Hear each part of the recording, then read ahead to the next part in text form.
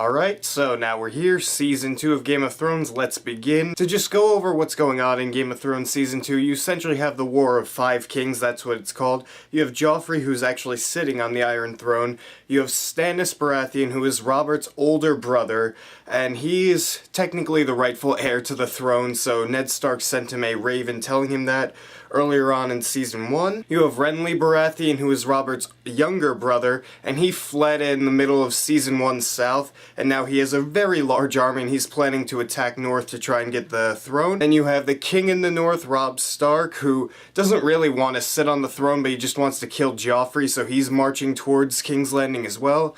And then the fifth king is Daenerys Targaryen, and she's still across the sea, so she's really not in this war. It's really just like the War of Four Kings, but you know what, she's still there and she still has a claim to the throne. And once again, there's going to be a lot of spoilers in this review, so just know that going in, and you can't blame me if you're spoiled afterwards. Starting off with Season 2, Tyrion Lannister comes into King's Landing. He is now the Hand of the King while his father Tywin is away. As soon as he gets there, Cersei starts getting upset because I can see that they really just hate each other. And as soon as he gets there, he starts changing things up. He takes out the old guard who betrayed Ned Stark and puts his own in there, his friend Bronn. And as Season 2 goes on, you really see that Tyrion Lannister is very good at playing this game.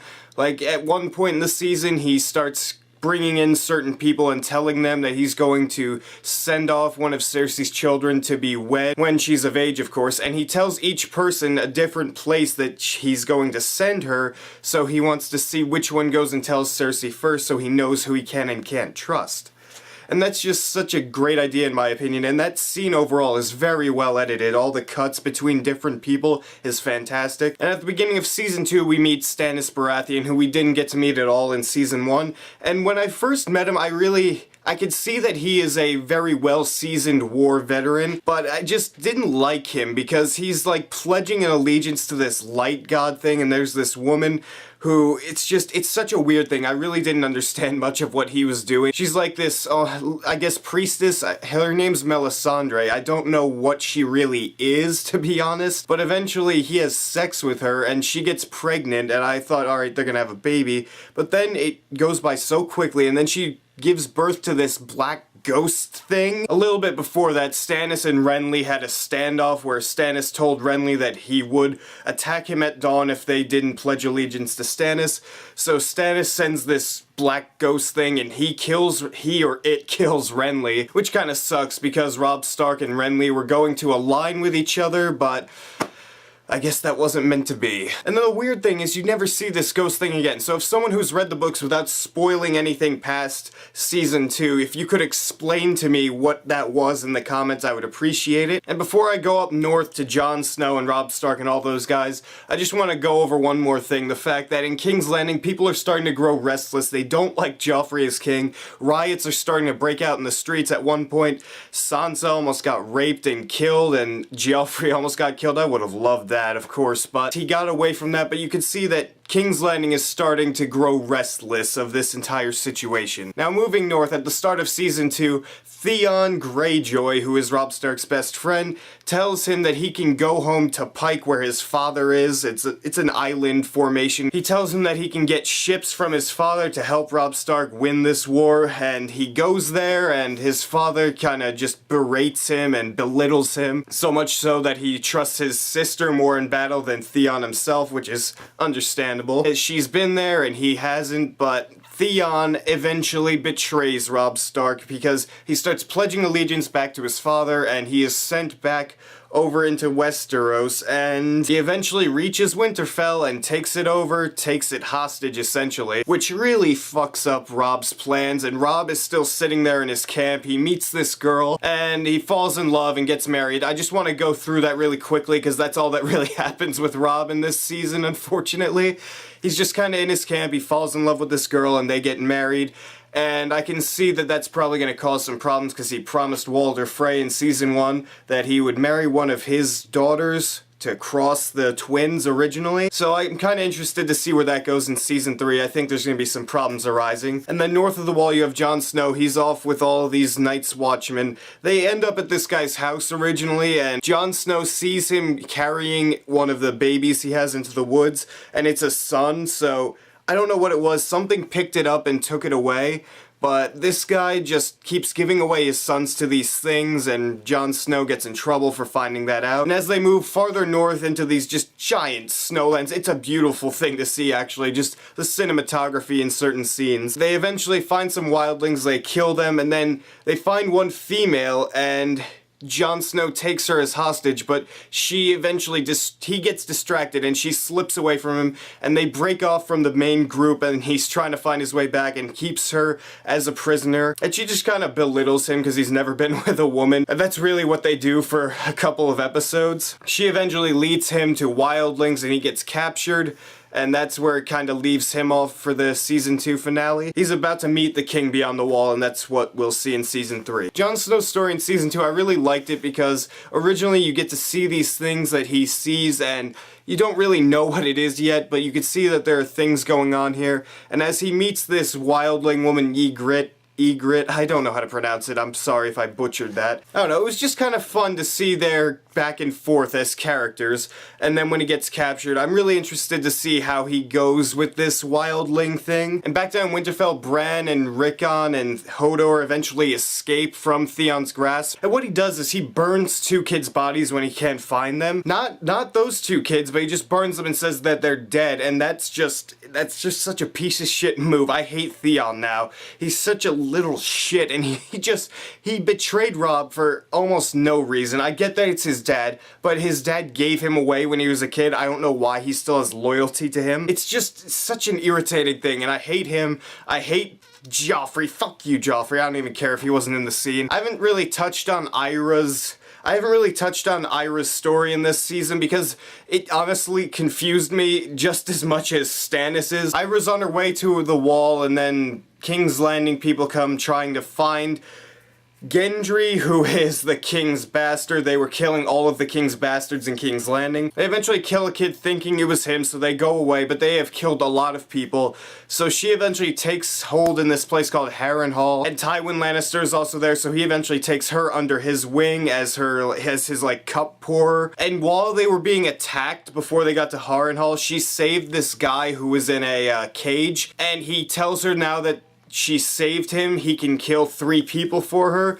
So she kills this guy that is a big dick in Harrenhal. Then she kills another guy who sees her doing something she wasn't supposed to. Then she asks him to help her escape the place. And then it just turns out that he's like a ghost or something. This season was really confusing in regards to the magical type of stuff. And the last story is Daenerys' story, and I really didn't like hers that much in Season 2 because it starts off, all of the Dothraki have betrayed her or just left her essentially, and she really doesn't know where to go, so she sends a few guys out in different directions to see if they could find a city for her to go. And one comes back and his head is in a bag, so that kind of sucks. And then another one comes back and says he found a city that will take them in.